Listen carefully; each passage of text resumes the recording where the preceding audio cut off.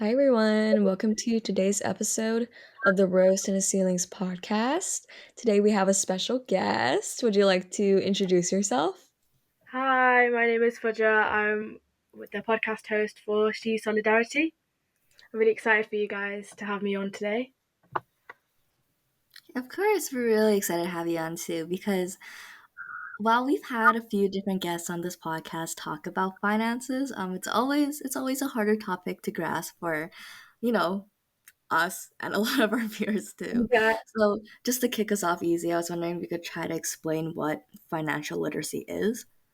yeah. So financial literacy is basically just understanding your finances and kind of learning how to budget and invest your money wisely. So it's kind of knowing what should I do with my money, where should I put it, how should I use it wisely, and it's kind of like having the knowledge to feel confident to use your money. Oh, yeah, I think that's great to actually know the real definition because we hear the Yeah. word thrown around a lot. How Yeah. hard would you say it is to become financially literate? Like, how long would you need to learn that skill? Well, I mean, in terms of difficulty, it does depend on person to person. So, at She Solidarity, we kind of just work with women who want to learn, and then that's it. You can stay as long as you want with us. It's like we all are on different stages as well in our journey towards becoming more financially literate. So, it does really depend on your previous knowledge and your ability. So, there's not really a specific time, but yeah, it doesn't usually take that long because it's really just more experience, I think, kind of getting out in the world and using your finance and seeing how it feels. Okay, thank you so much for that. Yeah.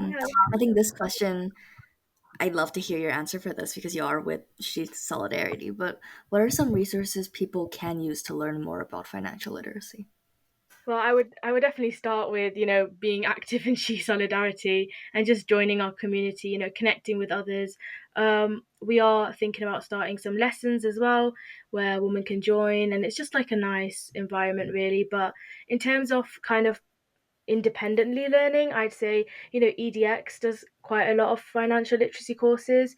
You could also join Khan Academy. So they do like free self-paced lessons. So there's like no deadline. You just join whenever and you can learn like different financial topics, like personal finance, economics, maths.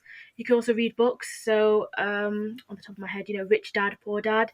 That's one of the books that I would probably recommend. You could also actually just listen to podcasts. That's also a really helpful way to just know you're not alone. That's wonderful. There sounds like there's a lot of resources out there that we Yeah, can use, but we have to seek out and actively take initiative to find yeah. it. And I guess part of that reason for people not seeking it out might be we don't fully understand the importance. So could you explain to us maybe why it's important to be financially literate? Yeah, 100%. So, yeah, I definitely agree there. A lot of people just feel kind of scared away because, we do maths and we do like economics at school, and people are like, oh, I've just never really been interested. But financial literacy is so much more than just, what you learn at school about economics. It's kind of, achieving your goals with good management of your finances. It's like the ability to save up and buy things that you either need or you just want. A financially literate person is just less likely to fall into money troubles. You're less Mhm. stressful because you're like, oh, I know what to do with my finances. And I think a lot of us usually, especially today, we're usually stressed because we're like, oh, I don't know, I don't think I have enough, I don't think I can save, I don't like, we're really stressed as, a community about what to do with our money. So being smart and being financially literate is really important to like staying away from the stress as well. That's such a well spoken answer. And I guess the follow up question we kind of have for that is Yeah. you talked a little bit about what the dangers are of not being financially illiterate, but could you maybe go in depth about like how it may be especially dangerous as a girl not to be financially literate? Yeah, 100%. So, I mean, dangers of not being financially literate for anyone is really significant, because you can become prone to become, reliant on others, you're vulnerable to exploitation. But I think, especially for girls, because, there's just statistics out there, one in every 10 women is in poverty. And it's the way that women usually do feel, especially in relationships, you're more prone to getting in the hands of the wrong person, and you're scared to walk away from situations, maybe because you are very financially dependent on that person. So, financial independence can be a protective factor against things like domestic violence, which, Mm, no one should ever have to go through that, and no one should feel trapped because they don't mhm, feel, okay, I'm not financially really independent, so how am I going to walk away from the situation? Being financially illiterate, comes with so many benefits. You can make your own decisions, you can stand up for yourself. You feel like, I actually have my own power, I have control over my own life, I can walk away from things. And you just it's more of a confidence thing as well, just knowing that, I can do it on my own. I don't really need anyone to, pick me up and take me everywhere. I can do it myself. It's really important, I think, especially for women. We do usually get into relationships or situations where we just can't walk away because we've become over time too financially dependent on that person, and that's just not right. Oh, for sure. I love the way you said the answer. Definitely, financial literacy is independence, and that's Yeah. very valuable. mhm. Uh, and you talked a little bit about how in school we might learn about economics. So I'm Yeah. wondering, at what age do you think it's important to start focusing and learning about financial literacy? And in comparison to that, what age do you see people actually doing so? Yeah, so I mean, it's never too early. You can, younger children in school, they might do like, I've seen it on social media as well. There's supermarket role plays, and that's all cute. And although that might seem like, okay, they're just having fun, but it's those little steps that really do matter. Mm, And it's these basic concepts of saving and spending. However, I think it's more important, especially in teenage years, because we're starting to kind of get our own money, part-time jobs, allowances. You might be saving up for university or college, so it's just a really good time to really, start to see, okay, this is where I should be putting my money, as well as actually putting aside some for yourself, because you are young and you do want to spend it on yourself. Mm, But the reality is, many people actually start early 20s, which is often a little bit too late, because by the time you're early 20s, you have to focus on things like student loans, credit cards, rent. And, it's just really stressful at that point because you've never had any exposure. You've just, you know, someone's been there to do it all for you. So then all of a sudden you're like, okay, what do I do with my money now? And you're just not that depending, you're not mature enough as well with your money at that point. So a lot of people struggle. So I think you can learn it at any age, financial literacy at any age, but I think starting the earlier you do it, there's more advantage to it because you've got more experience. And like I said before, financial literacy is just experience. mm. Okay, no, that makes a lot of sense. Yeah, So thank you for sharing that. We talked a little bit earlier about how there are a lot of resources on the internet for people to learn about financial literacy, yeah. with a bunch of people on social media claiming, here's the key to being money smart. But I'm sure that not all of them are like true. No. So I'm wondering, what are some common misconceptions we might see about financial literacy, and is there an actual key to being money smart? And if so, what is it? Yeah, so I think some of the misconceptions are that money is everything, which obviously, money is important. The whole idea of becoming financial literacy does, it revolves around money, but it's also about success and, happiness. You want to build strong relationships. You want meaningful experiences. You don't want to look back in life and be like, oh, I didn't do that because I was saving. You do want to have fun. And I think contributing to your community also is really crucial. You want to make sure that as well as saving money, you're also opening yourself to opportunities and you're not just shutting yourself out to save money. So I think that's one of the misconceptions, definitely, that money is everything.